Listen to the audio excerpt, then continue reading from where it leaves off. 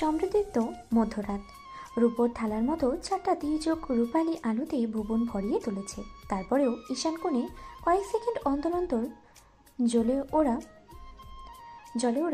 বিদ্যুতের ঝলকানি, আর চারিদিকে তীব্র হিমেল হাওয়ায় মনে হচ্ছে সেই সাথে বৈশাখী ঝড়ে লণ্ডভণ্ড করে দেবে প্রকৃতি। প্রত্যেকের বাড়িটা কৃতিকুঞ্জের তুলনায় কুড়ে ঘরই বলা চলে। ছোট্ট মতো একটা দোতলা বাড়ি, নিচতলায় বসার ঘর, রান্নাঘর আর অতিথিদের জন্য গেস্ট রুম, আর উপরতলায় প্রত্যয়ের বাবা মা আর বড় আপুর শোবার ঘর। যদিও বা বড় আপু বেশিরভাগই তার শ্বশুর বাড়িতেই থাকে। কালের ভদ্রে যখন এই বাড়িতে আসা হয় তখনই কেবল তার রুমে মানুষের আনাগোনা লক্ষ্য করা যায়। প্রত্যয় নিজেও আমেরিকা থেকে বছর অন্তর ছাড়া দেশে ফেরে না, যার ফলস্বরূপ মুরব্বী দুজন ছাড়া পুরো বাড়িটা শূন্যই থাকে বলা চলে। প্রত্যয়ের আব্বু আম্মু অমায়িক মানুষ। বিয়ের আগে শ্বশুর শাশুড়ি নিয়ে ওর মন বইনি যে অযাচিত আতঙ্কগুলো ঘুরে বেড়াচ্ছ। চোখ বুঝলেই শ্বশুরবাড়ি নামক জায়গাটাকে যেন মহাযজ্ঞস্থল ঠেকত। সেই সকল ভুল ধারণাকে এক দর্শনেই বিনাশ করেছে প্রত্যয়ের আব্বু আম্মু। আজ এই বাড়িতে পা রাখার পরে ওরু আর কৃতিকের বিষয়টা নিয়ে প্রতিবেশী আত্মীয় স্বজনের মুখ থেকে ইনিয়ে বিনিয়ে কথা বলা শুনতে হয়নি অনুর। কিন্তু প্রত্যয়ের আব্বুর কার অবধি সেসব কথা পৌঁছানোর সঙ্গে সঙ্গে তিনি তৎক্ষণাৎ প্রতিবাদ করেছেন। নিজের আত্মীয় স্বজন হোক কিংবা শুভাকাঙ্ক্ষী, সবার উদ্দেশ্যে গম্ভীর গলায় একটাই কথা বলেছেন। বৌমা যেহেতু আমার, বউয়ের পরিচয়টাও আমারই, আর আমার পরিবার নিয়ে যারা কুসংস্কৃত মন্তব্য করার স্পর্ধা দেখাবে তারা কখনোই আমার শুভাকাঙ্ক্ষী হতে পারে না। তাছাড়া ধর্মীয় আইন কানুন বাদ দিয়ে সমাজের কুসংস্কার গা ভাসানো মানুষ আমি নই। ধর্মে যে সম্পর্কে প্রাধান্য আছে আমার নিকটও তার যথাযথ সম্মান রয়েছে। দ্বিতীয়বার বৌমার বোনকে নিয়ে আর একটাও কথা যাতে না হয় এই বাড়িতে। কথা শেষ করে তিনি তার স্ত্রীকে ডেকে দৃঢ় গলায় আদেশ করে বললেন, প্রার্থনামু, তুমি খেয়াল রেখো বৌমার সম্মানহানি হয় এমন কোনো কথা যাতে দ্বিতীয়বার আমার কান অবধি না আসে। নতুন শ্বশুর শাশুড়ির কাছ থেকে এতটা প্রাধান্য, এতটা আন্তরিকতা পেয়ে সত্যিই তখন গর্বে বুকটা ফুলে ফেপে উঠেছিল অনুর। বারবারই মনে হচ্ছিল প্রত্যয়ের মতো একজন ভদ্র, সভ্য, শান্ত ছেলে জন্ম দেওয়া কেবল তাদের মতো অমায়িক আর স্বচ্ছ হৃদয়ের মা বাবার দ্বারাই সম্ভব।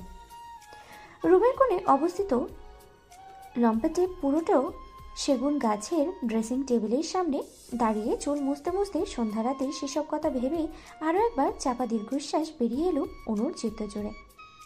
প্রত্যেক রুমটা একতলা কিংবা দোতলায় নয়, বাড়ির একমাত্র ছেলে হিসেবে সম্পূর্ণ আলাদা ডেকোরেশন করে চিলেকোঠার ঘরটাই প্রত্যয়ের রুম হিসেবে বরাদ্দ করা। প্রত্যয় যখন দেশে ছিল তখন থেকেই এই চিলেকোঠার ঘরটাই ওর, আর এখন ওদের বিয়ের প্রথম বাসরাতের আয়োজনও এই ঘরেই করা হয়েছে। পুরো ঘরটাতে ভর ভর করে সুঘ্রাণ ছড়াচ্ছে পুরনো খাটে নতুন করে সাজানো তাজা রজনীগন্ধা আর টোকা টোকা গোলাপের আস্তরণ। সাদা চাদরে মোড়ানো বিছানা জুড়ে গোলাপের ছড়াছড়ি। সেদিকে তাকালেও কেমন অপার স্নিগ্ধতায় ভরে ওঠে মন প্রাণ। পুষ্প সজ্জিত স্নিগ্ধ সেই রুমে এক কোণে দাঁড়িয়ে নির্বিঘ্নে চুলে তোয়ালে জ্বালাচ্ছে এই ঘরে নতুন ঘরণী, প্রত্যয়ের সদ্য বিয়ে করা নতুন বউ। যেন এই ঘরে আগমন তার নতুন কিছু নয়। সেভাবেই বিয়ের ভারী গয়না পোশাক আশাক ছেড়ে একটা কালো পাড়ের খয়েরি তাঁতের শাড়ি নিজেকে নতুন বউরূপে আবিষ্কার করলো অনু। ঠান্ডা পানি দিয়ে লম্বা শাওয়ার শেষে সারাদিনের ধকলকে ধুয়ে মুছে সাফ করে একেবারে সতেজ হয়ে বেরিয়েছে অনু। আর এখন এই হালকা শাড়িটা গায়ে চড়িয়ে আরও বেশি আরাম লাগছে ওর। শাড়ির ব্লাউজটা ব্ল্যাকলেস, যার দরুন একটু একটু অস্বস্তিও হচ্ছে। এমন একটা আঁটুসাঁটু শাড়ির সাথে এমন শরীরের উন্মুক্ত ব্লাউজকে কিনলো ভেবে পায় না অনু। ভাবার সময়ও নষ্ট করে না সে অবশ্য। তার কারণ ওর মাথায় এই মুহূর্তে ঘুরপাক খাচ্ছে অন্য একটা প্রশ্ন। বারংবার মানস্পটে ভেসে উঠছে সেই তীক্ষ্ণ ক্রূর ভয়ানক চোখ দুটো। ওর মনে আছে ছোটবেলায় এই চোখ দুটোকে ভীষণ ভয় পেত ও, আর এখন পায়। কিন্তু হঠাৎ করেই এতগুলো বছর পরে কোথা থেকে উদয় হলো সেই মানব? কেনই বা ফিরে এলো তাদের শান্তশিষ্ট নিরিবিলি জীবনে? ওদের জীবনে তো মানুষটার আর কোনো অস্তিত্ব নেই। তাহলে আজকের দিনে কেন এভাবে দেখা দিল সে? এটা কি কেবলই অনুর মতিভ্রম নাকি অন্য কিছু? অনুর ভাবনার জগতে পর্দা টেনে যায় প্রত্যয়ের আগমনে। প্রত্যয় একটু অন্যমনস্ক হয়েই রুমে প্রবেশ করে। আত্মীয় স্বজনদের অধিকাংশই কর্মজীবী হওয়াতে যে যার মতো ফিরে গিয়েছে সবাই। বাড়িতে আপাতত আপু আর তার হাজবেন্ড ছাড়া আর তেমন কেউ নাই। সবাইকে এক এক করে বিদায় দিতে দিতে রুমে আসতে এত রাত হয়ে গেছে প্রত্যয়ের। তার উপরে ক্রিটিক কল করেছে কয়েক ঘন্টার জন্য হলেও কাল অফিসে যেতে হবে ওকে। শেয়ার হোল্ডারদের সাথে ইম্পর্টেন্ট মিটিং রয়েছে। তার চেয়েও বেশি চিন্তার বিষয় হলো কাল জামাই শাশুড়ি একই সাথে নিজেদের প্রজেক্ট লঞ্চ করবে। কি জানি কি হবে, কি করেই বা এই দুজন হট টেম্পারকে একই সাথে সামলাবে ও। চিন্তায় মাথা ভো ভো করছে প্রত্যয় রুমে ঢুকতেই অসম্ভব মিষ্টি সুঘ্রাণে ওর চোখ দুটো আবেশে বন্ধ হয়ে এলো। ফুল, মোমবাতি, সেই সাথে পরিচিত নারীর গায়ের গন্ধ মিলেমিশে পুরো ঘরটাকে সৌরভে মম করছে। অনু অনু সেই গন্ধটা আরও একবার নাক চিরে দীর্ঘশ্বাসের সাহায্যে ভিতরে পড়ে নিল প্রত্যয়। তবে আজ আর এই সৌরভ ওর নাকে নয়, ওর হৃদয়ে গিয়ে লাগছে। খানিকক্ষণ চোখ বুজে রেখে নিজেকে সামলালো প্রত্যয়। তারপরে আস্তে ধীরে চোখ খুলতেই দেখলো ওর মুখোমুখি হয়ে দাঁড়িয়ে সন্দেহান চোখে তাকিয়ে আছে অনু। হাতে তার সেই দিনের সেই ছোট্ট বক্সটা। প্রত্যয় বক্সটার দিকে ভ্রু কুঞ্চিত করে তাকালো অনুসুধায়। আপনার কি ঘুম পেয়েছে প্রত্যয় সাহেব? চশমাটাও দেখি পড়েননি, ঠিকঠাক দেখছেন তো আমায়? অনুর কথায় এক চিলতে হাসি খেলে গেল প্রত্যয়ের ঠোঁটের আগালে। ও অনুকে আগাগোড়া পরখ করে বলল, তোমাকে দেখতে আমার চশমার প্রয়োজন নেই অপরিচিতা। চোখ বন্ধ করলে সর্বদাই তুমি আমার দু চোখের পাতায় রাজত্ব করে বেড়াও, আর এখন চোখ খুললো তুমি। প্রত্যয়ের এসব প্রেম প্রেম কথা ভালোই লাগে অনুর। মাঝে মধ্যে লজ্জাও পায় বেশ, কিন্তু এই মুহূর্তে পেল না। উল্টো প্রত্যয়ের কথাতে দুয়ানা প্রশ্রয় না দিয়েই হাত বাড়িয়ে বক্সটা দেখিয়ে সোজা সাপটা জিজ্ঞেস করে, বিয়ে হয়ে গিয়েছে, আজ প্রথম রাত, তাহলে এবার বলুন কি আছে এতে? আমি আর পারছি না চুপ হয়ে থাকতে, কৌতূহলে মাথাটা কিলবিল করছে আমার। প্রত্যয় এবারও অনুকে মসৃণ হাসি ফেরত দিয়ে বলে, প্রথম রাতে স্বামীকে সালাম না করে উপহার দেখতে চাইছ? ইটস নট ফেয়ার অনু। অনু তৎক্ষণাৎ দাঁত দিয়ে জিভ কাটে, তারপরে বলে, এই রে, ভুলেই গিয়েছিলাম। পরক্ষণেই শাড়ির আঁচলটা পিঠের উপরের দিকে দিয়ে টেনে এনে সামান্য নিচু হয়ে সালাম করলো প্রত্যয়কে। তারপরে আবারও সেই একই বলি, এবার বলুন তো এতে কি আছে? অনুর উন্মুক্ত মসৃণ মোমের মতো পিঠের দিকে চেয়ে প্রত্যয় ঘোর লাগা গলায় বলল, কি পড়েছো এটা? সব দেখা যাচ্ছে। অনু বলে, আগে আমার কথার উত্তর দিন, তারপর বলছি। অনুর অবস্থা দেখে মনে হচ্ছে এতে কি আছে না জানা অবধি প্রত্যয়কে এক দণ্ড বসতেও দেবে না ও। আর প্রত্যয় কিনা এইটুকু সময়ে কত কিছুই না স্বপ্ন দেখে ফেলেছে। Silly feelings. প্রত্যয় দুই চোখে এখন সেই সব অব্যক্ত নেশাতুর অনুভূতিগুলোর ঘুরপাক খাচ্ছে, কিন্তু অনুকে বোঝানো মুশকিল। তাই এবার আর কোনো রূপ কথা না প্যাঁচিয়েই বক্সটাকে খুলে অনুর হাতে ধরিয়ে দিল প্রত্যয়। অনু অবাক চাহনিতে বক্সের ভিতরে উকিঝুঁকি দিচ্ছে। তবে হয়তো এখনো দামি জুয়েলারি কিংবা কোনো হানিমুন টিকিটস। অনুর জানা মতে বাসর রাতে তো স্বামীরা এইসবই উপহার দেয়, কিন্তু এখানে তেমন কিছুই দেখতে না পেয়ে আশাহত হলো অনু। ফোঁস করে একটা নিঃশ্বাস ছেড়ে প্রত্যয়কে শুধালো, কই? প্রত্যয় কাবার থেকে টি শার্ট আর ট্রাউজার বের করতে করতে বলল, কি কই? কোন উপহার? অনুর কালো হয়ে যাওয়া চুপসানো মুখটা দেখে প্রত্যয় অনেকটা কাছে এগিয়ে এসে ওর চিবুক তুলে হিসিয়ে বলে, কি বলেছিলাম আমি? এর মাঝে তোমার স্বপ্ন আছে, আর সেটাই আমার তরফ থেকে তোমার জন্য বাসর রাতের বেস্ট গিফট। অনু ভ্রুকুচকে বলল, স্বপ্ন মানে? কেমন স্বপ্ন? প্রত্যয় কিঞ্চিত ঠোঁট বাঁকিয়ে হেসে বক্স থেকে একটা আইডি কার্ড বের করে অনুর গলায় পরিয়ে দিয়ে বলল, এই যে আমার বউ সবচেয়ে বড় স্বপ্ন। এতক্ষণে অনুর টনক নড়েছে, চোখ দুটো ছলছল করছে। ও সেই ছলছল চোখ নিয়ে প্রথমে প্রত্যয়ের দিকে অবিশ্বাসের চাহনি নিক্ষেপ করল, অতপর কাপা হাতে আইডি কার্ডটা চোখের সামনে তুলে ধরল। সেখানে গুটি গুটি ইংরেজি অক্ষরে অনুর নাম আর ছবি বসানো। অনন্যা শেখ নামের পাশেই ইংরেজি বড় হাতের অক্ষরে পরপর 3টে অক্ষর লেখা, LLB অনার্স। এত জ্বর চাপটা, এত উথাল পাতানে অনু তো ভুলেই গিয়েছিল নতুন করে পড়াশোনা শুরু করাটা যে ওর সবচেয়ে বড় স্বপ্ন। মায়ের অসুস্থতায় যা না চাইতেও বিসর্জন দিতে হয়েছিল ওকে। মস্ত বড় গেট পেরিয়ে ভার্সিটিতে প্রবেশ করার স্বপ্ন তো অপূর্ণই রয়ে গিয়েছিল। মনের টানাপোড়া তো কম হয়নি এককালে, কিন্তু অনু নিজেকে বুঝিয়েছিল বড় মেয়ে হতে গেলে দায়িত্ব নিতে হয়। বাড়ির বড় সন্তানকে এত নিজের কথা ভাবলেই চলে না। তাদের পৃথিবীতে পাঠানোই হয়েছে পরিবারের সর্বসকলের সুখ নির্ধারণ করার জন্য। কিন্তু আজ এই মুহূর্তে প্রত্যেক নিজ হাতে অনুর স্বপ্নকে অনুর হাতে ধরায় দিল। নতুন করে মনে করিয়ে দিল অনু এখন আর একা নয়। ওরও নির্বিঘ্নে মাথা রাখার জন্য একটা কাজ রয়েছে, যার নাম প্রত্যয় এহসান। তোমার এখনও অনেকটা পথ অতিক্রম করা বাকি অনু। এগিয়ে যাও, আমি তোমার পাশে আছি। তোমার স্বামী, তোমার বেস্ট ফ্রেন্ড, তোমার শুভাকাঙ্ক্ষী সবসময় তোমার পাশে আছে। প্রত্যয়ের কথায় এতক্ষণে ভ্রমটা কেটে গেল অনুর। মতিভ্রম থেকে বেরিয়ে বাস্তবে ফিরে আসার সঙ্গে সঙ্গে প্রত্যয়ের উপরে ঝাঁপিয়ে পড়ে ওর গলাটা শক্ত করে জড়িয়ে ধরে। চিৎকার করে কেঁদে উঠল অনু। কাঁদতে কাঁদতেই বলল, এটা কি করছেন আপনি? কি করেছেন? এত ভালোবাসা কেন দিচ্ছেন? পাগল হয়ে যাব তো আমি। আপনি আমাকে আজকে যা দিয়েছেন তাই দুনিয়ার কেউ দেয়নি আমাকে, কেউ না। অনু সরল মনে কাঁদতে কাঁদতে কথাগুলো বললেও ওর বলা কথা আর চিৎকারে প্রত্যয়ের চক্ষু চরকার। প্রত্যয় তৎক্ষণাৎ চোখ মুখ খিচে অনুর মুখটাকে হালকা চেপে ধরে বলল, আরে কি বলছে সব? নিচের সবাই শুনলে কি ভাববে? আস্তে বলো জান, আস্তে। অনু নিজের নাকের পানিটুকু প্রত্যয়ের এক্সক্লুসিভ শেরওয়ানিতে মুছে নতুন উদ্যমে কাঁদতে কাঁদতে বলল, আসতে বলবো মানে? আমি তো সবাইকে জানিয়ে বলবো আপনি আমাকে কি দিয়েছেন। এটা কয়জন স্বামী দিতে পারে এটা? আর এমন আত্মা আছে শুনি? কার এমন আত্মা আছে শুনি? কয়জন স্বামী পারে বিয়ের প্রথম রাতেই বউকে এতটা ভালোবাসা দিতে বলুন? তারপর আবারও কান্নার আওয়াজ। প্রত্যয়ের ঠিক নিচের রুমটাই ওর আবু দুলাভাইয়ের রুম। অনুর এমন কান্নাকাটি আর আহাজারি শুনে প্রত্যয় দুলাভাই আবুকে উদ্দেশ্য করে গম্ভীর গলায় বললেন, তোমার ভাইয়ের একটু সংযত হওয়া উচিত ছিল অন্তুর মাম্মু। মেয়েটা নিশ্চয়ই খুব কষ্ট হচ্ছে, এত কান্নাকাটি করছে। বিয়ের প্রথম রাতে এভাবে পশুর মতো আচরণ কেউ করে? স্বামীর কথাকে মুখ বাঁকিয়ে অগ্রাহ্য করে প্রত্যয়ের আবু ঝাঁঝিয়ে বলে উঠল, নিজে কি করছিলে সে কথা ভুলে গিয়েছো? এখন আবার আমার ভাইকে দোষারোপ করা হচ্ছে। চুপচাপ ঘুমাও, ওদেরটা ওরা বুঝে নিবে। অনেকক্ষণ হলো রুম থেকে বেরিয়ে ছাদে দাঁড়িয়ে আছে অনু।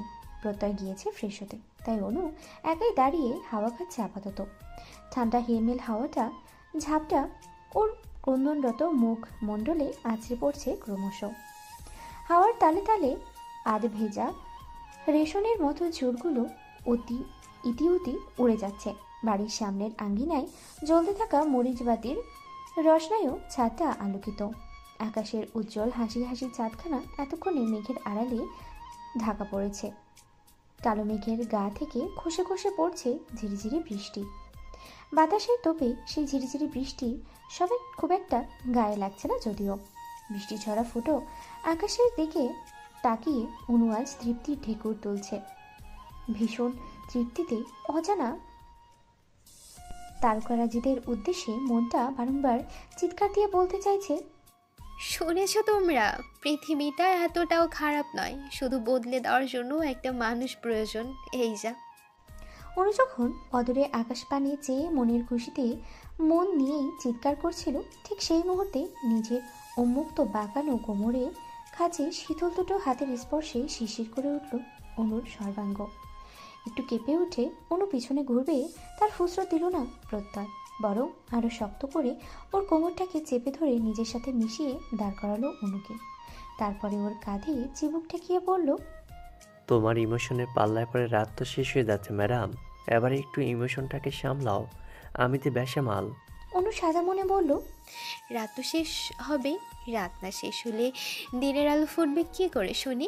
প্রত্যয় অনুর কাঁধে টুকরো চুমু খেয়ে ভারী নিঃশ্বাস ছেড়ে বলল, আজকের রাতটা যে আমাদের বহু আকাঙ্ক্ষিত রাত জান। তখন একটু বেশি সময় ধরে এই আধারটুকু থেকে অনুর নির্বিকার প্রত্যয়ের অবাধ্য স্পর্শে ওর গলা জড়িয়ে আসছে। শরীরের তরণে তরণে বয়ে যাচ্ছে শিহরণ, জাগানোর নাম না জানা এক সাইক্লোন। ও খুব করে চাইছে প্রত্যয়ের হাত দুটোকে স্থির রাখতে, কিন্তু পারছে না। প্রত্যয়ের হাত দুটো অবাধে বিচরণ করছে অনুর সমস্তটা জুড়ে। অনু কোনো মতে ছাদের পাঁচিলটাকে শক্ত করে দুহাতে খামচে ধরে মাথা নুইয়ে রেখেছে।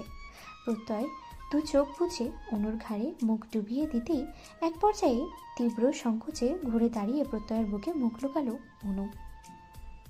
প্রত্যয়ের বোধ হয় আজ এসব লজ্জা পছন্দ হচ্ছে না, তাই অনুকে খুব একটা আশকারা না দিয়ে ওর ঠোঁটের ভাঁজে নিঃসংকোচে নিজের আধিপত্য বিস্তার করলো প্রত্যয়। এরপর সেভাবেই অনুকে কোলে তুলে নিয়ে পায়ে পায়ে এগিয়ে গেল ওদের সাজানো গোছানো চিলেকোঠার ঘরের দিকে। অনু বেশ কসরত করে প্রত্যয়ের ঠোঁট দুটো থেকে ছাড়া পেয়ে অস্ফুটেই শুধালো, কোথায় নিয়ে যাচ্ছেন? প্রত্যয় দ্রুত গতিতে পুনরায় অনুর অধর যুগলে অধর ডুবিয়ে হিসিয়ে জবাব দিল, তোমার লজ্জা ভাঙাতে। শেষ রাতে তীব্র বর্ষণে চারিদিকে কর্দমাক্ত। আজকেও আবহাওয়া বেশ শীতল। হয়তোবা এই বর্ষা আবহাওয়াটা এবার বেশ কয়েকদিন দীর্ঘস্থায়ী হবে। স্টেট আমেরিকার মতো দেশ থেকে ফিরে পুরো ঢাকার এই ভাঙাচোরা পিচ ঢালা রাস্তা ধরে হাঁটতে বেশ বেগ পেতে হচ্ছে সায়রের। স্পন্সরশিপ থেকে পাওয়া পায়ের লাল সবুজ ট্যাগ লাগানো গুচি ব্যান্ডের জুতাটাও কাদায় মাখামাখি, যা দেখে এই মুহূর্তে এই কাদায় বসে ঠোঁট ফুলিয়ে কাঁদতে ইচ্ছে করছে সায়রের। চিপাগলি নিবাসী ওই ঝাঁঝওয়ালা মেয়েটাকে কানে ধরে টেনে এনে এসব দেখিয়ে বলতে ইচ্ছে করছে, দেখ রাগিনীর বাচ্চা, দেখ তোর জন্য আমার লেটেস্ট ব্র্যান্ডের জুতোটার মানিজ্জত কাদে ডুবে গড়াগড়ি খাচ্ছি, তবুও রাগ দেখাবি, কোথায় কোথায় মুখ ঝামটি দিবি, কিসের এত তেজ তোর? এই টুকুনো চুনোপুঠির মতো শরীর আবার আমাকে তেজ দেখাই। এক মনে হাঁটতে হাঁটতে কখন যে চিপাগলি নিবাসী সেই রাগিনীর বাড়ির সামনে এসেই থামলো তা টের পায়নি সায়র নিজেও। গন্তব্য যখন এখানেই, তাহলে জানা অজানা নিয়ে কী বা আসে যায়? সায়রেরও যায় আসলো না। ও আজ আর উকিঝুঁকিও দিল না। অনেকটাই নিশ্চিন্ত হয়েই হাঁটি পা করে এগিয়ে গিয়ে বাইরের সিঁড়ি বিয়ে তড়িঘড়ি করে উপরে গেল নীলিমার শ্যাওলা পড়া ছাদে। আজকে আর নীলিমার নাচ করছে না। ঘুঙুর সমেত ছাদে এলেও সেসব আপাতত অযত্নেই ছাদের এক কোণে মুখ থুবড়ে পড়ে আছে। আর নীলিমা ছাদের পাঁচিলে কনুই দিয়ে ভর করে দুই হাত কপালে ঠেকিয়ে রেখেছে। দেখে মনে হচ্ছে কোনো এক অস্থির ভাবনায় বিভোর হয়ে আছে মেয়েটা। নীলিমা কী নিয়ে ভাবছে তা বোধগম্য হলো না সায়রের, তাই ও পেছন থেকে আচমকাই ডেকে উঠে নরম গলায় বলল, নাচবে না আজ আর? আমি তো দেখতে এলাম। নীলিমা চমকে উঠল না, তড়িঘড়ি করে পিছনেও চাইল না। ভাবটা এমন যেন ও সায়রের উপস্থিতি টের পেয়েছে। বাতাসের সাথে ভাসমান সায়র গন্ধটা নীলিমা বুঝতে পেরেছে। আদতে তেমন কিছু কিনা কে জানে, তবে নীলিমা আপাতত আস্তে ধীরে ঘুরে তাকিয়ে চলটা শক্ত করে সায়রকে বলে ওঠে, কি চাই আবার? কেন এসেছেন? সায়রের গায়ে লাগলো না নীলিমার চরম তিক্ত কথাগুলো। ওর এতদিনে বোঝা হয়ে গিয়েছে অর্ণব কেন এত নির্লজ্জ। সায়র নিজেও এই মুহূর্তে অর্ণবের পন্থাটাই অবলম্বন করলো। নীলিমার কথাতে ভ্রুক্ষেপ না করে এগিয়ে গিয়ে নীলিমার সামনে দাঁড়িয়ে বুকের বাপাশে হাত রাখলো। অতঃপর কোনো রূপ কপটতা না করেই কাতর কণ্ঠে বলল, কেন যে সকাল থেকে বুকটা জ্বলে যাচ্ছিল, অযথাই দম আটকেই আসছিল, তো চোখ দুটোও দারুণ তৃষার্ত। কেন যে মন বলছিল তোমার দেখা পেলে সব অসুখ এক নিমেষেই সেরে যাবে, তাই সবার অগোচরেই তোমার কাছে ছুটে এসেছি নীলিমা। কেউ জানে না আমি এখানে। সায়র নিজের অভিব্যক্তি প্রকাশ করতে গিয়ে এই প্রথম নীলিমার নামটা উচ্চারণ করলো, যা নীলিমাকে অবাক করে দিতে সক্ষম। নীলিমা অবাক হয়ে চট করে সায়রের চোখে চোখ রাখলো। সায়র আবারও বলে, চেয়ে দেখো, এখন আমি পুরোপুরি ফিট। আই থিঙ্ক আমার অসুস্থতার মুখ্যম কারণটাই তুমি, তোমাকে বোধহয় আমার লাগবে। সায়রের কথায় নীলিমার কপালে সূক্ষ্ম চিন্তার ভাঁজ পড়ল। ও তৎক্ষণাৎ প্রশ্ন ছুড়ে শুধালো, লাগবে মানে? আমি কি জড়বস্তু নাকি? আর তাছাড়া আমার... নীলিমার কথাকে মাঝপথে আটকে দিয়ে সায়র শান্ত চোখে তাকিয়ে দৃঢ় গলায় বলল, আমি বলেছি লাগবে, তার মানে লাগবে। তুমি আমার ফ্রেন্ডস জোনটাকে যথেষ্ট শান্ত আর নিরিবিলি ভাবো। আমরা ততটা সভ্য প্রজাতির নয়। সবকটার ব্যাকগ্রাউন্ড উত্তপ্ত কয়লার মতোই দগ্ধ। খুব বেশি নড়চড়া করতে এসো না, পড়ে যাবে তাহলে। নীলিমা বুঝল না সায়রের কথার আগামাথা। তবে সায়র যে বেশ সাবলীল ভাষায় শান্ত স্বরে ওকে হুমকি দিয়েছে সেটা খুব ভালো মতোই ধরতে পারছে ও। এই মুহূর্তে কারোর মুখে রানী দুজনেই দুজনের চোখের দিকে তাকিয়ে নীরবতা পালন করছে ওরা। হয়তোবা দুজন দুজনের চোখের ভাষা পড়ে ফেলার বৃথা চেষ্টা চালাচ্ছে। তবে ওদের এই দীর্ঘক্ষণের চোখাচোখির অবসান ঘটিয়ে হুট করেই ছাদে চলে আসে নীলিমার আব্বাজান তাইয়েব জামান। তিনি ভিতরের সিঁড়ি ভেঙে উপরে উঠতে উঠতে হাঁপানো সুরে বললেন, আম্মা যান, বাজার নিয়ে যাচ্ছি, রাতের কাউন্টটা। তিনি বাকশক্তি হারিয়ে ফেললেন যখন দেখলেন অচেনা এক সুদর্শন যুবক তার ছাদে দাঁড়িয়ে তার দিকেই হতভম্ব চোখে তাকিয়ে আছে এই মুহূর্তে। তাইয়েব জামান মোটা ফ্রেমের চশমার ফাঁক গলিয়ে শায়েরকে আগাগোড়া পরখ করে গম্ভীর গলায় বললেন, ও মিয়া, তুমি কেথা? এই মহল্লায় তো তোমার আগে দেখি নাই, মগার চেনা চেনা লাগছে। শায়ের তাইয়েবের জামানের গলার প্রশ্নের জবাব দেওয়ার আগেই নীলিমার দিকে তাকিয়ে অবিশ্বাসের সুরে শুধালো, এই তোমার আব্বাজান? নীলিমা হ্যাঁ সূচক মাথা নাড়লে শায়ের আবার তাকালো তাইয়েব জামানের দিকে। সবুজ পাঞ্জাবি পরিহিত ছিপছিপে গড়নের লম্বা চওড়া সুঠাম দেহি এক সভ্য পুরুষ। চোখে মুখে কিঞ্চিত গম্ভীর্য আর রাশবাড়ি ভাব থাকলেও এ মোটেও শায়েরের ভাবনার ধারের কাছেও নেই। শায়ের তো ভেবেছিল নীলিমার আব্বাজান নিশ্চয়ই পেট মোটা, গোফওয়ালা, কুচকুচে, কালো দেখতে কোনো পলোয়ান হবে হয়তো। সে সারাদিন সাদা লুঙ্গি ধরে ধরে পাঞ্চি বয় আর একে ওকে ধরে মেরে তক্তা বানিয়ে ছেড়ে দেয়। কিন্তু এই লোকটাকে তো যথেষ্ট ভদ্রলোক বলে মনে হচ্ছে না। মিলল না। শায়ের হতাশ, ভারী হতাশ। সেই হতাশা থেকেই শায়ের মলিন মুখে অবিশ্বাসের সুরেই ঠোঁট উল্টে আরও একবার প্রশ্ন করলো নীলিমাকে, উনি আসলেই তোমার বাবা তো? শায়ের কথায় এবার তেলেবেগুনে জ্বলে উঠল নীলিমা। তেতে গলায় বলল, আশ্চর্য, এ আবার কেমন কথা? দেখছেন আমার আব্বা যান, তাও ভুলভাল বকেই যাচ্ছেন। ও মিয়া, আমার লোকে কথা কও তুমি, আমগো চাঁদে কি কাম তোমার? নীলিমার আব্বাজানের প্রশ্নেই শায়ের একটু গলা খাকারি দিয়ে বলল, মানে আঙ্কেল, পানি খেতে এসেছিলাম, রাস্তা দিয়ে যাচ্ছিলাম তো। তাইয়েব জামান বুঝতে পারার মতো করে হালকা মাথা নাড়িয়ে বললেন, ও, এটা আগে কইবা না? ওহ, তাইলে নিচে আইসা পানি খাওয়াই যাও।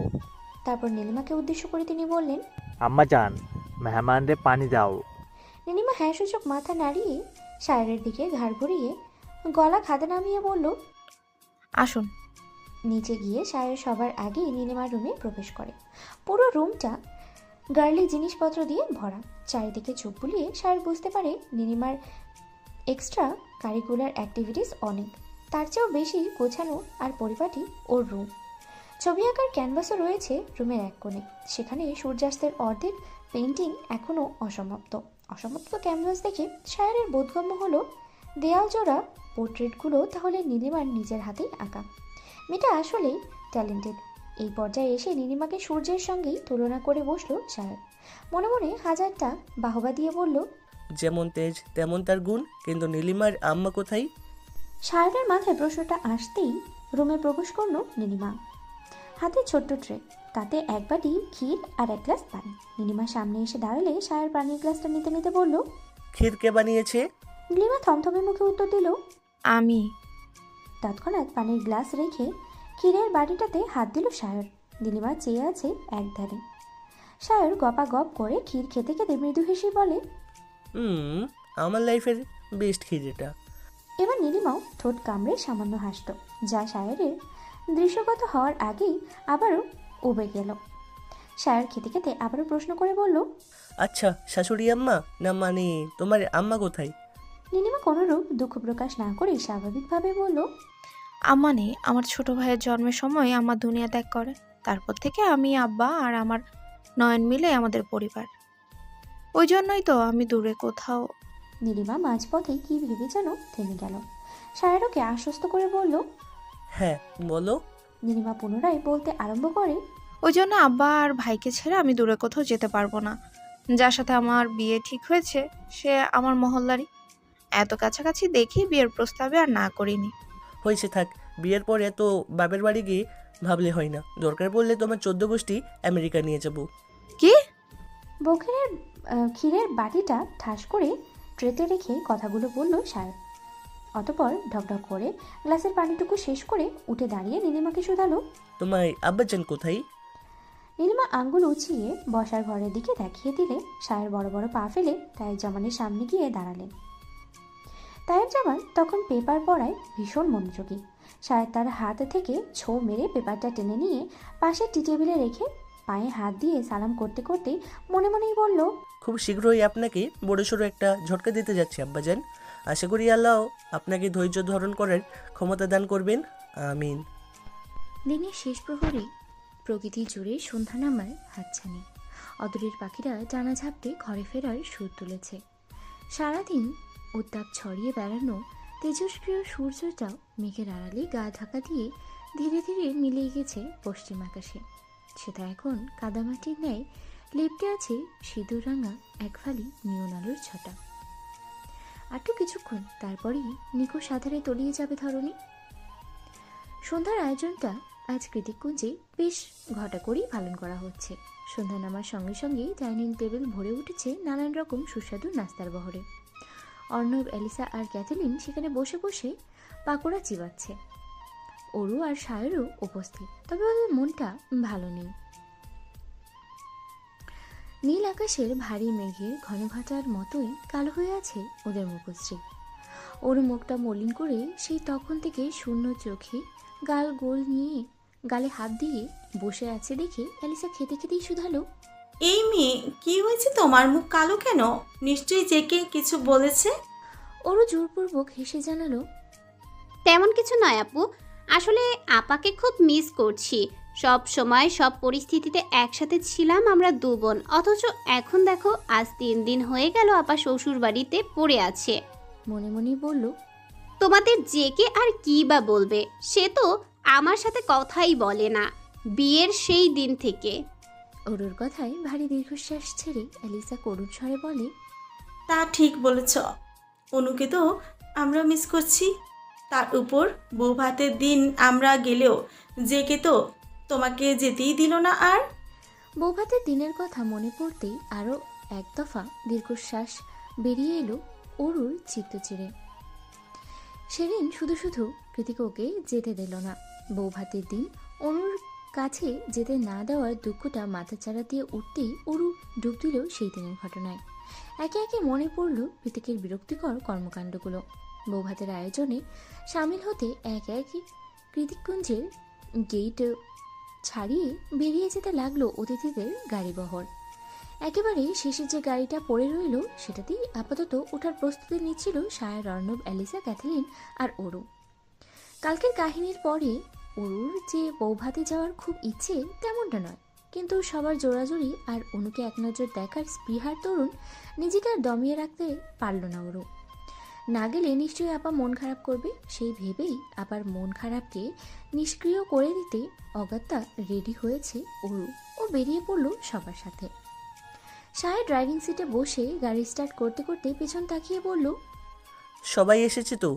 অরু তখনও ওঠেনি। ভারী সুতোর কাজ করা ফুল স্লিভ, ফুল নেক গাউনটা সামলে আস্তে ধীরে উঠতে যাবে, ঠিক তখনই পিছন থেকে ওকে একজন বলে, তোরা চলে যা, ও যাবে না।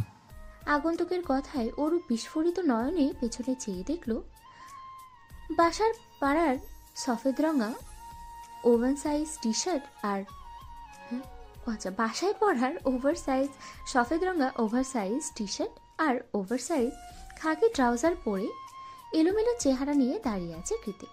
এক হাত পকেটে গুজে অন্য হাত ধরে রেখেছে আইপ্যাড আর হেডফোন। নির্ঘাত ডার্ক রোম্যান্টিক অডিও বুক শুনছিল। চোখ ছোট করে ভাবছে অরু, মনে মনেই বলছে, সারাদিন হেডফোন লাগিয়ে এসব শুনবে আর আমার ওপর ভুলভাল এক্সপেরিমেন্ট প্রয়োগ করবে, খরুশ একটা লোক। সে যাই হোক, কিন্তু এখন উনি কি বলল? অরুর ভাবনায় সুতো ছিল এলিসার রুদ্ধ আওয়াজে। ও কৃতিকের কথার পাছে খেকিয়ে উঠে বলল, যাবে না মানে? আমরা সবাই যাচ্ছি, তাহলে অরু যাবে না কেন? কৃতিক শান্ত স্বরে বলল, কারণ আমি যাচ্ছি না, আমার অনেক কাজ আছে পেন্ডিং। এবার সায়র গলা উঁচিয়ে বলল, তোর কাজ তুই কর গিয়ে, ওকে কেন যেতে দিবি না? সায়রকে তীক্ষ্ণ চোখে ভস্য করে দিয়ে কৃতিক সবার উদ্দেশ্যে বলে, আমি যেহেতু যাচ্ছি না, সেহেতু আমার বইয়েরও চাওয়া হচ্ছে না। তাছাড়া আমার ওর সাথে দরকারি কাজ আছে, ইটস ভেরি পার্সোনাল। কৃতিকের এমন ঘোরানো পেঁচানোর কথায় কেউ আর দ্বিতীয়বার প্রশ্ন করার সাহস করল না। আবার প্রশ্ন করতে গেলে সবার সামনে কি জানি কি ঠাস করে উত্তর দিয়ে বসে, তখন আবার মন মান সম্মানের প্রশ্ন। তার চেয়ে ইজ্জত বাঁচিয়ে চলে যাওয়াটাই উত্তম। যার বউ তার কাছেই বরং থাকুক। অরুর কোনো মতামত না নিয়ে সবাই চোখের পলক হুশ করে বেরিয়ে গেল। চলতি গাড়িটির দিকে নিষ্প্রভ চোখে চেয়ে থেকে ভারাক্রান্ত আওয়াজে অরু বলে ওঠে, এটা কি হলো? আপা তো রাগ করবে। এটা কি করলেন আপনি? অরুর দুঃখের বিলাপ কৃতিকের কান অব্দি পৌঁছেছে বলে মনে হচ্ছে না। উল্টে ও অরুর কবজি চেপে টানতে টানতে নিয়ে গেল দোতলায় নিজের রুমে। পুরো কৃতিকপুঞ্জ খালি পড়ে আছে। একটা সার্ভেন্ট অব্দি অবশিষ্ট নেই। সবাই রওনা করেছে বৌভাতের অনুষ্ঠানে। বাড়িতে রয়ে গেছে শুধু কৃতিক আর অরু। এত বড় বাড়িটা হুট করেই ফাঁকা হয়ে যাওয়ায় অরুর গা ছমছম করছে। তার উপরে কৃতিক এমন টানা হেঁচড়া করছে দেখে অরুর এবার সত্যিই ভয়ে গা শিউরে উঠল। ও নিজের সর্বশক্তি দিয়ে হাতটা ছাড়ানোর চেষ্টা চালিয়ে কাইকুই করে বলে ওঠে, ছাড়ুন না, লাগছে আমার। কৃতিক রুমে এনে দরজার ছিটকিনি লাগিয়ে তবেই অরুর হাত ছাড়ল। অরুর দম নিল না। ব্যথাতুর হাতটা অন্য হাত দিয়ে ঘষতে ঘষতে বলে, কি হয়েছে? যেতে দিলেন না কেন? কৃতিক নিচের এক ভ্রু উঁচিয়ে পড়ল। কালকের ঘটনার পরও আমার কাছে কৈফিয়ত চাইতে আত্মা কাঁপছে না। অরুর মেজাজটা বিগড়ে আছে। একে তো আপার সাথে দেখা হওয়ার সুযোগটা মাটি, তার উপরে কৃতিকের এমন জোর জবরদস্তি, আর এই মুহূর্তে বিগড়ানো মেজাজটাকে সামলে নেওয়ার কোনো ইচ্ছাও নেই ওর। অগত্যা নিজের নাকটাকে সিকোয় তুলে ঝাঁঝিয়ে উঠে ওর বলে, না, কাঁপছে না, কারণ আপনি আমার স্বামী। স্বামীর কথা বলতে কারো আত্মা কাঁপে শুনেছেন কখনো? কৃতিক বুঝলো ওর দুর্বলতা ওর ভালো মতোই রপ্ত করেছে। কিভাবে কথা এগুলে কৃতিক দমে যাবে সেটা ওরও শিখে গিয়েছে। তাই ওর সাথে তর্কে না গিয়ে কৃতিক কথা ঘুরিয়ে গম্ভীর মুখে বলল, এসব হাবিজাবি পোশাক এক্ষুনি চেঞ্জ কর, রাগ লাগছে আমার। ওর তিক্ত গলায় বলল, চেঞ্জ করার জন্য হলেও তো রুমে যেতে হবে, যেতে দিন। না, এখানেই কর। কি? অরুর হতবিম্ব মুখের পানে তাকিয়ে কয়েক সেকেন্ডের জন্য কৃতিকের ঠোঁটে আগাল খেলে গেল এক চিলতে কপট হাসি। এই ভীত হরিণীটাকে ভরকে দিতে ওর বেশ লাগে। কিন্তু পরক্ষণে গতকাল অমিত অরুকে স্পর্শ করেছে। সেই দৃশ্যটা মানসপটে ভেসে উঠতেই সঙ্গে সঙ্গেই চোয়াল শক্ত হয়ে এলো কৃতিকের। ও কয়েক কদম এগিয়ে গিয়ে অরুর মুখোমুখি হয়ে দাঁড়িয়ে চুলের পেছন থেকে অরুর সরু ঘাড়টাকে চেপে ধরে মুখের কাছে মুখ নিয়ে গাঢ় গলায় বলে, উল্টাপাল্টা চিন্তা করা বন্ধ কর। আমি তো আদর শখ করার জন্য ড্রেস চেঞ্জ করতে পারিনি। অবশ্য আমার আদর তো ডিজার্ভই করিস না। কথা শেষ করে অরুকে নিজের থেকে দূরে সরিয়ে দিল কৃতিক। কৃতিক প্রচন্ড রাগে বোম হয়ে আছে ব্যাপারটা বুঝতে পেরে অরু নিচু স্বরেই বলল, এখানে পরবোটা কি? জামা কাপড় তো সব রুমে। কৃতিক স্টাডি টেবিলে গিয়ে ল্যাপটপ নিয়ে বসে বলল, ক্লোজেটে অনেকগুলো ওভারসাইজ টি শার্ট আছে, যেটা ইচ্ছে পর। তৎক্ষণাৎ অরু চোখ পাকিয়ে বলে ওঠে, আপনি কি পাগল? এটা আপনার ক্যালিফোর্নিয়া বাড়ি নয় যে চাইলেই আমি আপনার হাঁটু সমান টি শার্ট পরে ঘুরে বেড়াবো। এটা কৃতিককুঞ্জ, বাংলাদেশের কৃতিককুঞ্জ। কৃতিক ল্যাপটপ স্ক্রিনে চোখ নিবদ্ধ রেখেই জবাব দিল, বাড়িতে কেউ নেই, যা বলছি চুপচাপ তাই কর। অরু জানে কৃতিকের জিদের কাছে ওর হার মানতেই হবে। তাই অযথা কথা বাড়িয়ে নিজের সময় আর এনার্জি খরচ করলো না ও আর। ক্লোজেট খুলে বড় দেখে একটা সাদা টি শার্ট নিয়ে ঢুকে গেল ওয়াশরুমে। ওরু যখন বেরিয়ে এলো তখনও কৃতিক আগের নেই স্টাডি টেবিলে বসে আছে। অরুর পায়ের আওয়াজে এক ঝলক ওর দিকে তাকিয়ে কৃতিক বলে, তুই কি প্ল্যান করে আমার সাথে ম্যাচিং কালারের টি শার্ট পরেছিস? এসব প্ল্যান করে থাকলে ভুল করছিস। তোর অন্যের কোনো ক্ষমা নেই। এখন দাঁড়িয়ে না থেকে চুপচাপ পড়তে বস। কৃতিকের শেষ কথায় ওরু যেন আকাশ থেকে পাতালে পড়ল। কপালে বিরক্তির 101টা ভাঁজ টেনে নাকটা চড়ুই তুলে বলল, পড়তে বসবো মানে? কৃতিক নির্লিপ্ত গলায় বলে, এতে এত অবাক হওয়ার কি আছে? আমি ছিলাম না বলে পড়াশোনায় 12টা বাজিয়েছিস। এখন থেকে এসব একাডেমি যাওয়া বন্ধ। অমিতের মতো নেভলিস্ট হওয়ার ভূত মাথা থেকে ছেড়ে ফেল। অমিত কিংবা ওর পেশে সব কিছু থেকে 100 হাত দূরে থাকবি তুই। আমি ক্লিয়ার? এখন পড়তে আয়। আজকে লেসনের উপর কিছু অ্যাসাইনমেন্ট দেবো তোকে। Come here. ওর নির্লিপ্ত মুখে এগিয়ে এসে চেয়ারে বসে পড়লে কৃতিক ওর সামনে ল্যাপটপ এগিয়ে দিয়ে নিজের লেকচার শুরু করে। সময় নিয়ে একে একে প্রত্যেকটা পয়েন্ট ধরে ধরে ওরকে বোঝায়। কোথাও বুঝতে সমস্যা হচ্ছে কিনা সেটাও বারবার জিজ্ঞেস করে।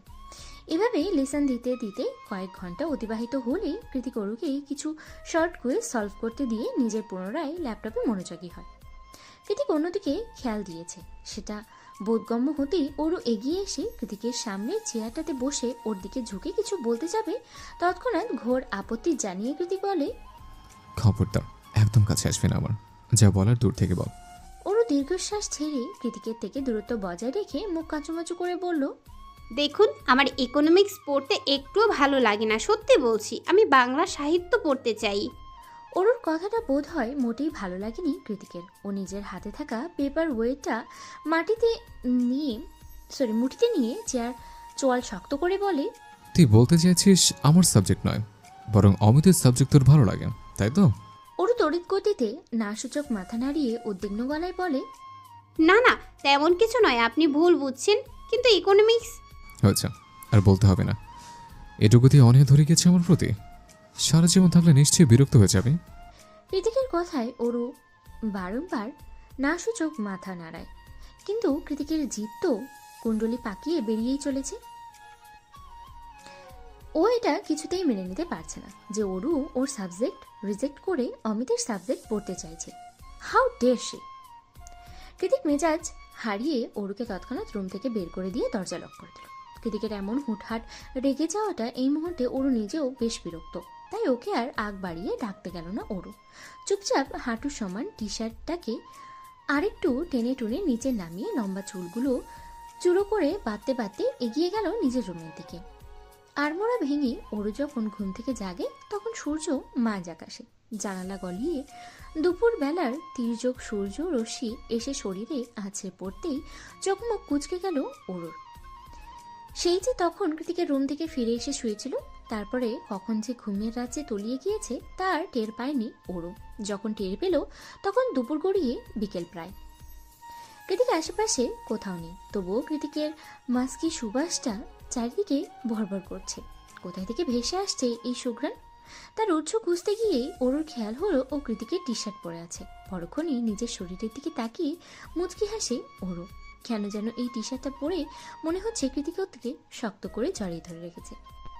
আর এই গন্ধটা ভাবতে ভাবতে গলার কাছ থেকে টি শার্টটা টেনে নাকে ছোঁয়ালো অরু। এটা বোধ হয় আজকাল পড়েছে কৃতিক, এই জন্যই এত সুন্দর ম্যান্ডি সুঘ্রাণটা বেরোচ্ছে। Cigarette, after shave, sandalwood perfume, শুকিয়ে যাওয়া ঘাম, সবটা মিলেমিশে এক অকৃত্রিম নেশাতুর প্রভাব বিস্তার করে অরুণ মস্তিষ্কের নিউরনে নিউরনে। হৃদমাঝারে কৃতিকের জন্য পাগলপাড়া অনুভূতির জোয়ার উগড়ে দিতেই অরুণ বোধ হয় এতটুকুই যথেষ্ট। অষ্টাদশীর প্রথম প্রেম বলে কথা, আবেগ তো টুইটুম্বর হবেই। অরু এসব ভেবে ভেবে আর সময় নষ্ট করে না, কারণ কৃতিকের কথা ভাবতে বসলে ও দিন পেরিয়ে রাত ঘনাবে, তবুও এই মানুষটাকে ভালোবাসার কোনো কারণ মাথায় আসবে না ওর। এমন ছন্ন ছাড়া পদমেজাজি মানুষটাকে কেউ ভালোবাসবে অরু ছাড়া? প্রকট গর্ববোধে মনে মনে নিজেই নিজের পিঠে চাপড়ালো অরু। তারপরে জামা কাপড় পাল্টে নিচে গিয়ে যোগান দিতে বসলো দুপুরের খাবারের। বউকে রান্না করে নিজ হাতে খাওয়ানোর মতো হাজব্যান্ড ম্যাটেরিয়াল পুরুষ কৃতিক নয়। হয়তো নিজেও অরুর সাথে জিদ দেখিয়ে না খেয়ে বসে বসে কাজ করছে, তাই অরুই দ্রুত হাতে চালিয়ে ভাত ডাল রান্না করলো, ফ্রিজের লেফট ওভার তরকারিগুলো গরম করলো, আর সাথে কৃতিকের জন্য মিক্স সালাদ বানালো। সবকিছু তৈরি করে অরু খাবার দাবার সব ডাইনিংয়ে সাজিয়ে নিচতলা থেকে টেলিফোন করলো কৃতিকের নাম্বারে। কৃতিক ফোন তুলে রুদ্র আওয়াজে বলল, কি চাই? অরু কিছুটা কপটতা অবলম্বন করে নাক টেনে ফুপিয়ে উঠে বলল, আমার হাত কেটে গিয়েছে, অনেক রক্ত পড়ছে, আপনি তাড়াতাড়ি নিচে আসুন। অরুর বলতে দেরি হলো, কৃতিকের ধরফড়িয়ে নিচে নেমে আসতে দেরি হলো না।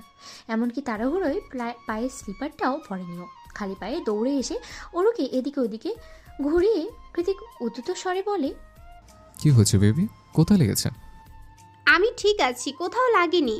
অরুণ মিটিমিটি হাসি আর কথাটা বোধগম্য হতেই কৃতিকের ম্লান হয়ে যাওয়া সুপ্ত রাগটা পুনরায় ভুলভুলিয়ে ওঠে মস্তিষ্ক জুড়ে। ও তৎক্ষণাৎ বাজ পাখির ন্যায় ছোপে অরুর গলাটা হালকা চেপে ধরে আগুন চোখে তাকিয়ে বলে, আমার সঙ্গে এই ধরনের মস্করা করার সাহস কোথায় পেলে তুই? তুই জানিস একটু যেন আমার হার্টবিট স্টপ হয়ে গিয়েছিল। আমি কয়েক সেকেন্ড আগে এটা ভেবে দিশার হয়ে যাচ্ছিলাম যে কতখানি কেটে গেল তোর। কাটা জায়গা থেকে ঠিক কতটা রক্ত ঝরছে, আর তুই কিনা আমার সাথে এইসব সেন্সিটিভ বিষয় নিয়ে মস্করা করছিস। হাউ ডেয়ার ইউ অরু, অনেক সাহস বেড়ে গেছে তোর। কৃতিকের বরফ কেটে ফেলার মতো ধারালো কথায় শুকনো ঢোক গেল অরু। কোনো মতে সাহস জগিয়ে মিনমিনিয়ে বলল, খেতে ডাকলে তো জীবনেও আসতেন না, তাই এভাবে ডেকেছি। অরুর কথায় কৃতিক এবার আরও রেগে গেল। রাগে ফোঁস করে বলে ওঠে, আমার দুর্বলতা নিয়ে টানাটানি করা বন্ধ কর। I hate betray. কথা শেষ করতেই খাবার টেবিলে চোখ আটকে গেল কৃতিকের। দুপুর গড়িয়ে বিকেল হয়েছে, অথচ ওরা দুজন একজনও কিছু খায়নি এখনো। অরু অভুক্ত সেটা মাথায় আসতেই অরুর গলাটা ছেড়ে দিয়ে ওকে নিয়ে বেসিনে চলে যায় কৃতিক। অতঃপর অরুর ঘর্মাত্মক মুখে পানির ঝাপটা দিয়ে নরম সুরে বলে, আর কখনো আমার মস্করা করিস না হার্টবিট। আমাকে মানাতে তোর নিজেকে নিয়ে মিথ্যা কথা বলার প্রয়োজন নেই। সময় হলে আমি নিচে মেনে যাব। তোকে ছেড়ে কোথায় যাব আমি, বল? তুই ছাড়া কেই বা আছে আমার? সেদিনের কথাগুলো ভেবে আরেক দফার দীর্ঘশ্বাস ছাড়ল অরু। কৃতিক তখন কথা দিয়েছিল মেনে যাবে আর রাগ করে থাকবে না, কিন্তু কিসের কি? এখনো অরুর সাথে প্রয়োজন ছাড়া কথা বলে না কৃতিক। যেটুকু বলে সেটাও ধমকের সুরে। সত্যি বলতে অরু শুধুমাত্র অনুকে নয়, কৃতিককেও মিস করছে। ওর ভালোবাসাগুলো ভীষণ মিস করছে অরু। অটম অরুর মনির মুখের দিক থেকে চোখ সরিয়ে সায়রের দিকে চাইল। সায়রেরও একই হাল। কয়েক সেকেন্ডে অন্তর অন্তর খালি ফুসফাস দীর্ঘশ্বাস ছাড়ছে ছেলেটা। অর্ণব পাকোড়া ভর্তি মুখ নিয়ে সায়রের দিকে ভ্রুক্ষেপ করে অস্ফুট আওয়াজে শুধালো, অরুণ না হয় অনুর জন্য মন খারাপ, ছোটবেলা থেকে একসাথে বড় হয়েছে, এখন দুই বোন দুই বাড়িতেই। কিন্তু তোর কি হয়েছে? তোর ভারী নিঃশ্বাসের আওয়াজে তো পুরো ওপরওয়ালারও মন গলে যাবে বলে মনে হচ্ছে। অর্ণবের কথার পাছে সায়র বুক ভার করা দীর্ঘশ্বাস ছেড়ে কিছু বলতে যাবে, তার আগেই হুড়মুড় করে সদর দরজা ছেলে অন্দর মহলে প্রবেশ করে কৃতিক আর আজমেরি শেখ। ওদের পেছন পেছন প্রত্যয় এসেছে। তাদের সবার বেশভূষা আর হাতের ফাইলপত্র দেখে মনে হচ্ছে মাত্রই অফিস থেকে ফিরল তারা। তবে আজমেরি শেখ আর কৃতিক দুজনেরই চোখ মুখ গম্ভীর হয়ে আছে। দুজনাই তীক্ষ্ণ চোখ দেখে মনে হচ্ছে পারছে না দুজন দুজনকে কাঁচা গিলে খেতে। আর ওদের মধ্যে চাপা পড়ে প্রত্যয় অসহায়ের মতো শুধু এদিকে ওদিকে তাকাচ্ছে। ভেতরে প্রবেশ করে দুজন দুজনার চোখের দিকে কঠিন দৃষ্টিপাত করে দুজনেই বড় বড় পা ফেলে দুই দিকে সিঁড়ি বেয়ে তরতরিয়ে উপরে চলে গেল তারা। নিজের মা আর স্বামী এমন স্নায়ু যুদ্ধ দেখে ওরু হক চকিয়ে ওঠে। সহসা দৌড়ে এসে প্রত্যেককে উদ্দেশ্য করে বলে, কি হয়েছে প্রত্যয় ভাইয়া, সব ঠিক আছে তো? প্রত্যয় বিরক্তিতে চির বিড়িয়ে ওঠে, তেতো গলায় বলল, এই যে অরু, তোমার মা আর তোমার বরকে সামলাও।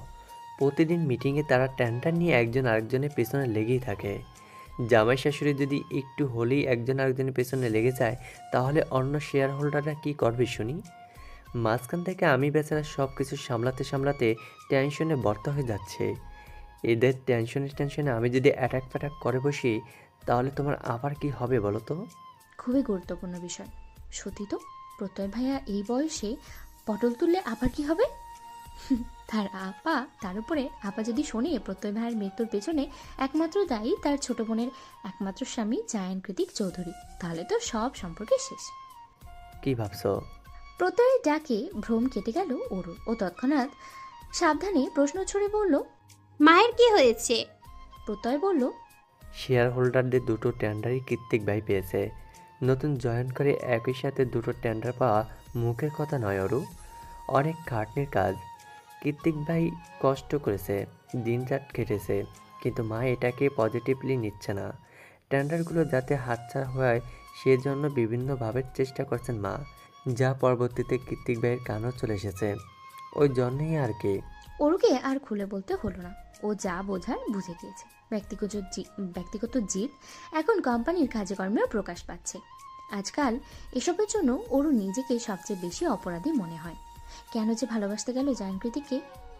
আচ্ছা, অরু না ভালোবাসলে জায়ানকৃতিককে ওকে ছেড়ে দিত? ভাবছে ওরু। ওরুর ভাবনায় ছেদ ঘটে উপরতল থেকে কৃতিকের ডাকে, বেবি এক গ্লাস ঠান্ডা পানি। ওরু উপরের দিকে তাকিয়ে স্বস্তির নিঃশ্বাস ছাড়ল। আজ প্রায় 3 দিন পরে কৃতিক আবারও ডাকছে ওরুকে, যার ফলে বুকের ভেতরটাকে শীতল ঠান্ডা স্রোত বয়ে গেল ওর। একটু আগে সন্দেহ দোটানা সবকিছু মুহূর্তেই হাওয়ায় উবে গেল। পাছে এসে জড়ো হলো একরাশ স্বস্তি আর ব্যাকুলতা।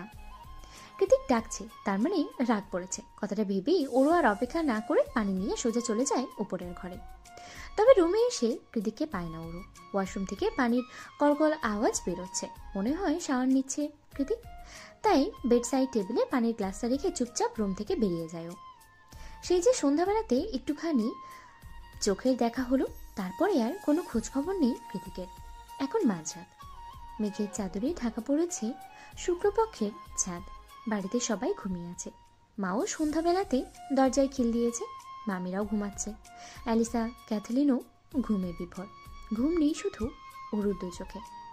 ও কতক্ষণ পানি খাওয়ার ছলে নিচে আসছে, তো কতক্ষণ করিডোরে উকি ঝুঁকি দিচ্ছে। মাথায় শুধু ঘুরপাক খাচ্ছে একটাই প্রশ্ন, এত রাতে কোথায় যেতে পারে মানুষটা? অবশেষে অরুর অপেক্ষার অবসান ঘটেছে রাত 2:30 নাগাদ বাড়িতে ফিরে কৃতিক। কৃতিক ভিতরে প্রবেশ করার সঙ্গে সঙ্গে রাগ অভিমান সমস্তটা ভুলে গিয়ে এক ছুটে নিচে চলে আসে অরু। নিচে এসে কৃতিকের মুখোমুখি হয়ে দাঁড়াতেই কৃতিক শান্ত গলায় বলে, ঘুমাসনি? কোথায় গিয়েছিলেন আপনি? অরুর প্রশ্নে কৃতিক বাধ্য স্বামীর মতো জবাব দিল, বিয়ের আসর থেকে মেয়ে ভাগিয়ে আনতে। কৃতিকের এমন কথায় অরু দুনিয়া তুলে উঠল। ও তৎক্ষণাৎ হিংস্র বাঘিনীর ন্যায় ঝাঁপিয়ে পড়ে, দুই হাতে কৃতিকের ডেনিম শার্টের কলারটা খামচে ধরে কাঁদো কাঁদো গলায় বলল, ঘরে বউ থাকা সত্ত্বেও একটা মেয়ে ভাগিয়ে আনতে লজ্জা করলো না আপনার? একটু মনোমালিন্য ঝগড়াঝাটি হয়েছে বলে আপনি এমন একটা কাজ করবেন? নাকি এখন আর আমাকে ভালো লাগে না? আমার মাঝে কি অনুপস্থিত যা ওই মেয়ের মধ্যে আছে? কেন করলেন এটা? জীবন দিয়ে দেব, তবুও আপনার ভাগ আমি কাউকে দেব না। জায়ান্ট কৃতিক শুধু আমার। কই সেই হতচ্ছাড়ি? ওকে আজ আমি ঝাঁটা দিয়ে পিটিয়ে বিদায় করব। অরুর সব কান্নাকাটি আর আহাজারিতে বিরক্ত হয়ে শেষমেশ ওকে একটা রাম ধমক দিল Kritik. Just stop it Aru. সে তখন থেকেই বলেই যাচ্ছিস। আমাকে এক্সপ্লেন করার সুযোগটা দিয়েছিস, কীভাবে বলবো আমি? কৃতিকের ধমকে কেঁপে ওঠে ওর। পরবর্তী দ্বিতীয় আর একটা কথাও মুখ থেকে বের করার সাহস পড়ল না ওর। শুধু চুপচাপ মাথা নুইয়ে চোখের পানি ফেলছিল। কৃতিক একটা দীর্ঘশ্বাস ছেড়ে ওরুকে মানানোর মতো করে বলল, আমি আমার জন্য মেয়ে ভাগাতে চাইনি বেব। তাহলে? কৃতিকের আর কষ্ট করে ওর প্রশ্নের উত্তর দিতে হলো না। তার আগে ওর পেছনে উপস্থিত হলো আরও দুজন ব্যক্তি। ওরু কৃতিকের থেকে একটুখানি সরে দাঁড়িয়ে পেছনে তাকিয়ে দেখতে পায় সায়রা নীলিমা হাত ধরে দাঁড়িয়ে আছে। নীলিমার পরনে লাল টুকটুকে বিয়ের শাড়ি, চোখ দুটো অশ্রুসিক্ত। ওর লাল লাল চোখ দুটো দেখেই বোঝা যাচ্ছে মেয়েটা অনেক কেঁদেছে। ওরু নীলিমার দিকে এগিয়ে গিয়ে হতবাক হয়ে বলল, কি হয়েছে নীলিমার? ওদের পরপরই অর্ণব আর অ্যালিসা ভিতরে প্রবেশ করতে করতে হাসি মুখে বলল, বিয়ে হয়েছে আমাদের শায়রির সাথে? নীলিমা কেঁদে উঠল তৎক্ষণাৎ। আব্বাজান! শায়র হতবাক হয়ে ওর ক্রন্দনরত মুখের দিকে তাকিয়ে বলল, এখনো আব্বাজান করবে? পালিয়ে এসেছি তো আমরা। ওদের কারোর কথায় আগামাথা বুঝতে না পেরে ওরু একই সাথে অনেকগুলো প্রশ্ন ছুড়ে বলে, এলিজাপুত, তুমি না ঘরে ছিলে? আর নীলিমা তো আজ আকদ হওয়ার কথা ছিল, তাহলে সায়র ভাইয়া? ওরুর সকল প্রশ্নকে অগ্রাহ্য করে ওর হাতটা টেনে কৃতিক বলে, সব প্রশ্ন কাল করতে পারবে, অনেক রাত হয়েছে, আমি ঘুমাবো। তাছাড়া ওদেরকেও সকাল সকাল ইন্ডিয়ার ফ্লাইট ধরতে হবে, চল এবার। ওরুর মাথাটা এমনিতেই ঘুরঘুর করছে, চোখের সামনে সবকিছু জটলা পাকিয়ে আছে। আর কৃতিক কিনা ঘুমাবে? এমন একটা ঘটনার পর আদৌ ঘুম পায় কারো? আশ্চর্য। ওরু তৎক্ষণাৎ নিজের হাতটা ঝাড়ি মেরে কৃতিকের থেকে ছাড়িয়ে বলল, আপনার ঘুম পেলে আপনি গিয়ে ঘুমান, আমাকে টানছেন কেন? কৃতিক চোয়াল শক্ত করে বলল, কেন টানছি বুঝতে পারছিস না? ওরু নাক ফুলিয়ে তারা কণ্ঠে বলল, না বুঝতে পারছি না, বলুন। কৃতিক এদিক ওদিকে তাকিয়ে বলল, পুরো চল বলছে। না, এখানেই বলুন। কৃতিক আর নিজেকে সংবরণ করলো না। তখনই ওরুকে কোলে তুলে নিয়ে উপরে যেতে যেতে সবার মধ্যে বলে উঠল, তোর জামার মধ্যে মুখ ঢুকিয়ে ঘুমাবো তাই।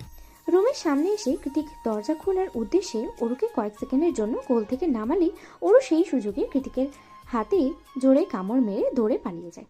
কৃতিকও আজ পণ করে নিয়েছে, ও আজ ওরুকে ছাড়বে না, কিছুতেই না।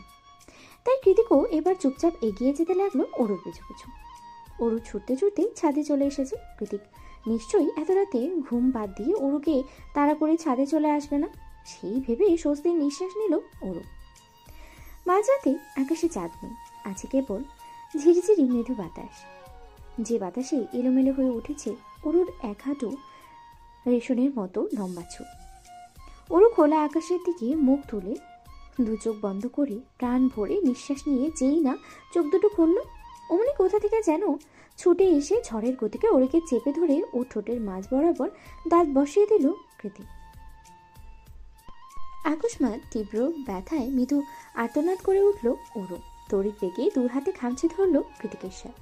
একেবারে অরুর ঠোঁট থেকে কয়েক ফোঁটা রক্ত পান করে তবেই ওকে ছাড়লো কৃতিক। ছাড়া পেয়ে ইতিমধ্যেই ফুলে ঢোল হয়ে যাওয়া ঠোঁটে হাত ছুঁয়ে অরু আতঙ্কিত স্বরে বলল, কি করছেন এটা? রক্ত বেরোচ্ছে কেন? কৃতিক কপট হেসে বলল। কি ভেবেছিলে ছেড়ে দেব? অরু অভিমানী গলায় বলল, আপনি কখনো ছাড় দিয়েছেন আমাকে? সবসময় তো ব্যথা দিয়ে থাকেন। কথা শেষ করে অন্যদিকে ঘুরে চোখ মুছল অরু। কৃতিকর সংস্পর্শে এসে দাঁড়িয়ে অরুর খোলা চুলে চুমু খেয়ে ওর মাথার উপরে নিজের চিবুকটি ঠেকিয়ে শান্ত গলায় বলল, আর আদর করে না বুঝছে? অরু জবাব দেয় না। কৃতিক অরুকে ঘুরিয়ে ওর দুগালে চুমু খেয়ে বলে, আমি মেরেছি, আবার আমি আদর করে দিচ্ছি। আর কোথায় কোথায় মেরেছিলাম বল? সব আদর আজ একসাথে বসিয়ে দেব। অরু কৃতিকের সুঠাম বুকে ধাক্কা মেরে বলে, লাগবে না আপনার আদর, আমি কেউ নই আপনার, যান এখান থেকে। কৃতিক সামান্য ঝুঁকে গিয়ে অরুর নাকটা হালকা টেনে নিয়ে বলে, তুই ছাড়া কে আছে আমার? কৃতিকের কথা গায়ে না লাগিয়ে অরু পুনরায় পেছনে ঘুরে দাঁড়ালে কৃতিক পেছন থেকে ওকে শক্ত করে জড়িয়ে ধরে নির্লিপ্ত গলায় বলে, তুই ছাড়া আমার কেউ নেই অরু। তুই ছাড়া আমার পৃথিবীটা মরীচিকার মতো। কোনো আলো নেই, কোনো রং নেই, কোনো সুঘ্রাণ নেই। আমার অরু নেই। আমার চোখে পৃথিবীর সমস্ত সৌন্দর্যের প্রতীক শুধু তুই। আমি পৃথিবীতে খুব একা বলেই হয়তো উপরওয়ালা তোর মাঝে আমার সমস্ত সুখ রেখে দিয়েছে। নয়তো তুই কেন বল? হার্টবিট আজকে এত কথা তোকে কেন বলছি জানিস? কৃতিকের প্রশ্নে অরু না সূচক মাথা নাড়লে কৃতিক পুনরায় বলে, কারণ তুই আমার বেঁচে থাকার অঙ্গীকার। তোকে আমি এভাবেই সারা জীবন হৃদয়ের গহীনে আঁকড়ে রাখতে চাই। যখন ইচ্ছা হবে দু হাতে তুলে আদর করব, তারপর আবার সযত্নে লুকিয়ে রাখবো। আমার শেষ নিঃশ্বাস পর্যন্ত তোকে আঁকড়ে রাখার দায়িত্ব শুধুই আমার। Even I will protect you till my last my breath. Till my last breath, I promise that. তুই কেবল উচ্চার করে আমাকে ভালোবাসবে, আমার জন্য পাগল থাকবে যেমনটা আজকে হয়েছিল। বাকি পুরো দুনিয়া আমি একাই সামলে নেব।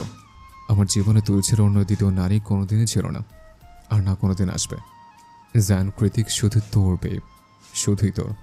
কৃতিকের কথা শেষ হতেই ওর আচমকা ঘুরে কৃতিকের গলা জড়িয়ে ধরে রিনরিনি আওয়াজে বলে, আমি তোমাকে ভালোবাসি জায়ান্ট কৃতিক, খুব ভালোবাসি, অকারণেই ভালোবাসি।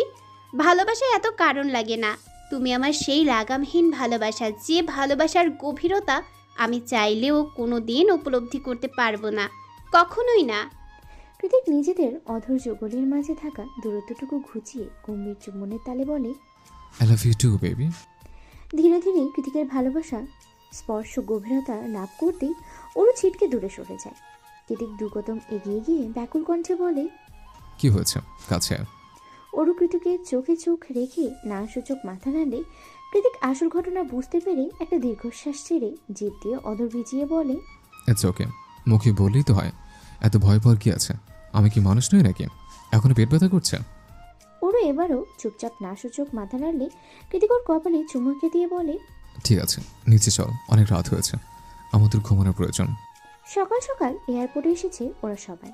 নির্মার আব্বাজান ওদের নাগাল পাওয়ার আগেই সায়রের বাড়ি দার্জিলিংয়ের উদ্দেশ্যে ইতিমধ্যেই বেরিয়ে পড়েছে ওরা। ইমিগ্রেশন শেষ করে নীলিমা আর সায়র ভিতরে প্রবেশ করলে বাইরে থেকে দাঁড়িয়ে মুখটা মলিন করে ওরু বলে, ইস, দার্জিলিং ভ্রমণে যাওয়া আমার ছোটবেলার শখ, অথচ নীলিমা কত সহজেই চলে যাচ্ছে। কৃতিক পাশে দাঁড়িয়ে ফোন স্ক্রল করছিল। ওরুর কথা শুনে মাথা তুলে কৃতিক শুধায়, যেতে চাস দার্জিলিংয়ে? ওরু কোনো কিছু না ভেবেই হ্যাঁ সূচক মাথা নাড়লে তৎক্ষণাৎ ওরুর হাতটা ধরে কৃতিক চট করে বলে ওঠে, চল তাহলে। ওরু হতবিম্ব কণ্ঠে বলে ওঠে, কি বলছেন? পাসপোর্ট নেই, টিকিট নেই, কিভাবে যাব? সব আছে আমার কাছে। কৃতিক এক প্রকার ছুটছে ওরুর হাতটা ধরে। ওরু কৃতিকের সাথে দ্রুত পা ঠেলে হাঁটতে হাঁটতেই বলল, আর জামা কাপড়? কৃতিক বলল, যা যা লাগবে সব কিনে দেব, এখন দ্রুত চল, নইলে ফ্লাইট মিস হয়ে যাবে। ওরু এবার আর না ঘাবড়ালো। দু হাতে শক্ত করে কৃতিকের বলিষ্ঠ হাতটাকে ধরে সামনে এগিয়ে যেতে যেতে আবদারের সুরে বলে, আমার একটা হ্যাট চাই, আর একটা ক্যামেরাও। কৃতিক মৃদু হেসে ওরুর কপালে শক্ত করে চুমু খেয়ে বলে, অ্যাজ ইউ উইশ বেব।